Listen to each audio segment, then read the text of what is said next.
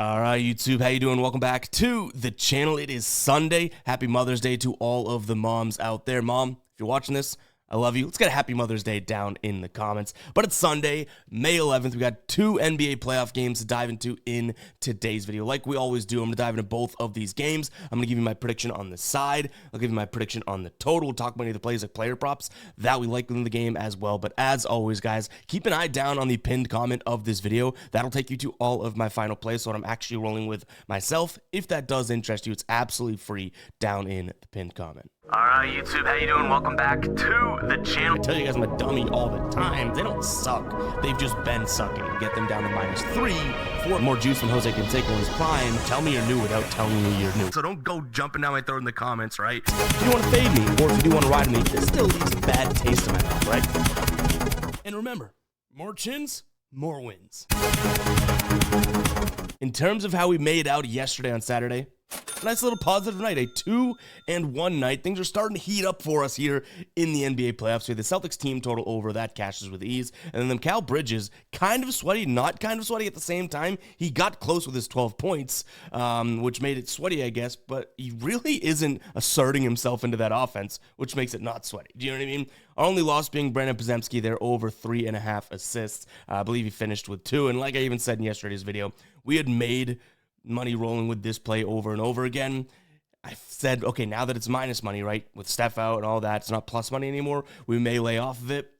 We may be looking to lay off of that play moving forward if it stays at 3.5. But the fact that he didn't hit it might bring those odds back to the plus money. So we shall see. But a 2-1 night overall, not all that bad. Like I said, things are looking up for us in this tough NBA playoffs here. But let's go ahead and dive into game number 1. We got Denver taking on OKC. Guys, hit that like button, hit that subscribe button. Really do appreciate it. Really do appreciate it. I mean that with all of my heart. So hit that like button, hit that subscribe button. Keep letting me know your plays down in the comments as well. Denver, OKC. Denver takes that win in game number 3. In a game in which the Thunder got off to the races fairly early, right? They won the first quarter 28-22. We had them in the first quarter, which, spoiler alert, we might be looking at again today. And then Denver kind of just like, just chipped away at that little lead from the first quarter and won the remaining 3 quarters. They won the second quarter by 1, third quarter by 2, fourth quarter by 3. Now, OKC in overtime, dud, right? They scored 2 points in overtime, and Denver ends up winning that game by 9 points. That tells me that this OKC team surely has to, right, come out firing yet again. They can run on this Denver team, and they could score on this Denver team, at least at the beginning of the games. We've seen that. In away games against Denver, they are 3-0-1 to a -2 first quarter spread. So OKC in the first quarter is probably going to be, one of my main looks today, I would say. I also don't mind the idea of OKC's team total over. Even in, a game that they didn't really shoot all that well, right? 26% from 3, 38% from the floor overall. They scored 104. So you're telling me if they shoot a little bit better, I'm talking 10, that's actually a lot better. 10% better from the floor, maybe 5% better from 3. They're not going to be able to go out there and give you 10 more points. And I'm not necessarily saying that the Thunder go out there and blow this game and, OKC's so much better or anything like that. Well, I do maintain the idea that I think this Thunder team is built probably to win the series, even though Denver's making it tough on them. I just see a little bit of, one, get back to, where you are. Water finds its level from the OKC offense. They're not going to shoot, especially with the amount of 2s they take, they're not going to shoot 38% again. And 2, they're going to come out kind of pissed and fired up, which we've already seen in the series, and win the first quarter. So I'd say OKC team total over in the first quarter, -2 for OKC is what I like here.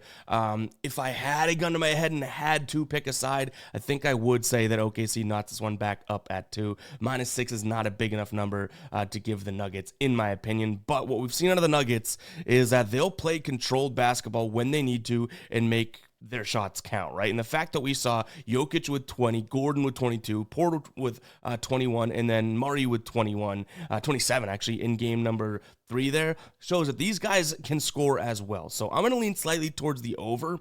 But yeah, if someone's on Denver today plus the 6 points at home when they have momentum on their side, I really wouldn't spend too much time arguing with you. But for me, it's going to be OKC, mainly first quarter and mainly team total over.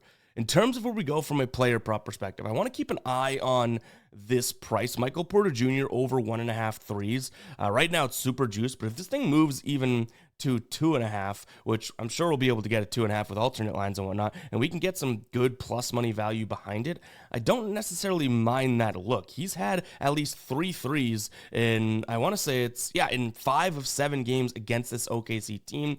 Game number 1 was the one that we rolled with him in points. He had 0. He was 0 for 3 from 3. Game number 2, though, he comes back and he was 2 for 8, excuse me. And then yesterday, or 2 days ago, in game number 3 there, he goes 5 of 6 from 3. If we can get a nice plus money spot behind Michael Porter Jr., this could be a look for me for him over 2.5 threes. I don't think we're going to be able to get, obviously, 1.5 or anything like that, but, 2.5 for +1 at this point would probably be like +170, +180, could be a little bit of a flyer. Now, I will say, I don't think he's going to have 5 threes again, and if there's any time to take, the under on a guy, it's probably when he puts in 5 the game before.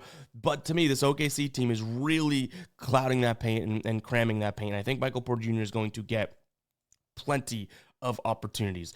In this series, other than the game in which he barely played in, he shot 8 and 6 threes. He can go out there and make 3. I mean, I'm not saying that he's going to make 3 of 6 every single night, but at least we have somewhat of the quantity there.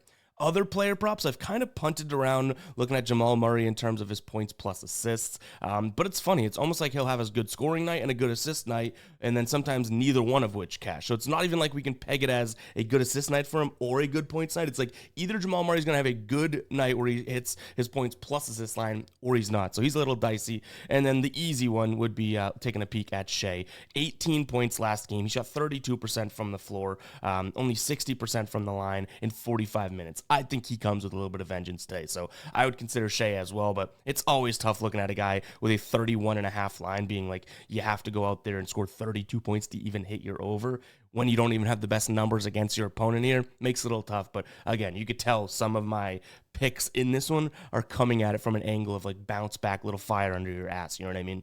All right, real quick, before we move on to game number 2 here, guys, Sleeper has a Tyrese Halliburton free square, 0.5 points. They also have their OG deposit bonus here, up to $100 matched. You hand them $100 when you deposit as a new customer. They say, all right, here you go. $100 as well. You now have $200 in your account to play with. You want to go a little bit lower there. You go, okay, $50. They'll give you 50. They're going to match that money that you put in up to $100. What I love about Sleeper, a couple things. Let me tell you about a couple of these things. First off, if you like player props and you like players, this is a great spot for you because they have a ton of alternate lines and different features that you can utilize over there, right?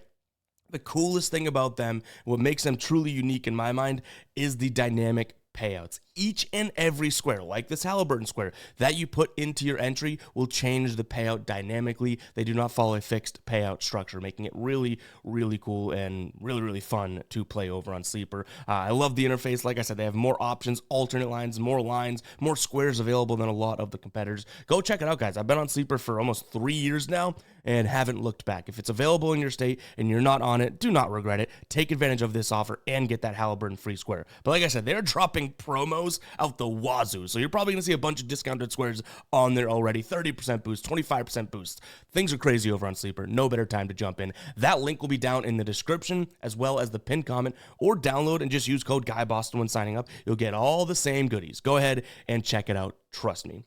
Let's jump back into this slate and let's get to game number 2 now. Indiana taking on Cleveland. This shouldn't surprise anyone. Cleveland gets healthy, and we kind of talked about it in our video so far, right? Cleveland gets healthy, and then now they go out there and honestly, they beat Indiana by 20 plus in game number 3.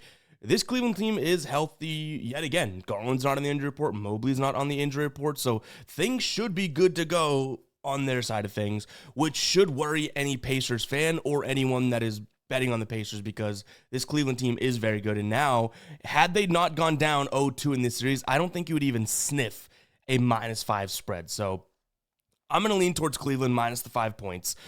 Good chance of being a final play. Maybe it's kind of square. Maybe it's not analytical enough. But to me, they are just the far better team. And I'm not saying that to rag on Indiana. I've had my positive things to say about the Pacers so far in the playoffs and kind of how they're turning heads, right? This is more so pumping the tires of Cleveland and how good I believe that they truly are in a sense. So yeah, Cleveland minus the 5 points in this spot. I think that they're going to be able to keep up with it in it if they want to run, but they also have the defensive ability to slow them down. This Cleveland team, 52% to their opponents in transition this year, isn't all that great, but it also isn't all that bad. It's not at that 54, 55, 56 level. And we have seen Indiana have some, success in transition in this series, but all of a sudden, once guys were healthy, we didn't fully see it. Now, you can make the argument that, Indiana didn't shoot that well from the floor, all that, but at the same time, they shot 44% from the field, which isn't like a crazy, crazy low number. And then you could also be like, well, that's because Cleveland, they won by so much because Cleveland shot so well from the floor. They shot 42% and 30%. So 42% from the floor, 30% from three, and actually 70% from the line. So we saw 126 points from Cleveland. Now, obviously, Mitchell had himself a game, right? But we saw 126 points from them. And I don't even think we've seen their best offense in this series. So unfortunately, because I'm all for rooting for the underdog, and I kind of like the idea, especially as a Celtics fan, we got to get through our own series first. I get it, but having Cleveland knocked out. But unfortunately, it's almost like anything Indiana can do, I think the Cavs can do better, and I hope I'm eating my words in this one. So give me the Cavs here, minus the 5 points. In terms of where I'd go from a total perspective, we really haven't seen much to indicate that this will be at a low-scoring series at all. Even what I just mentioned about these two teams and, the numbers that they've put up, like especially in game number 3, weren't even like great shooting numbers. Now, the Cavs do have the ability to play some serious defense, and Indiana's very good on the perimeter, so it kind of makes things a little bit dicey, but I still don't really see any reason to look at an under. It does not mean that I really like the over, but by default, because I'm not really finding anything that kind of leads me to an under, I do think that by default, I take a peek at an over here.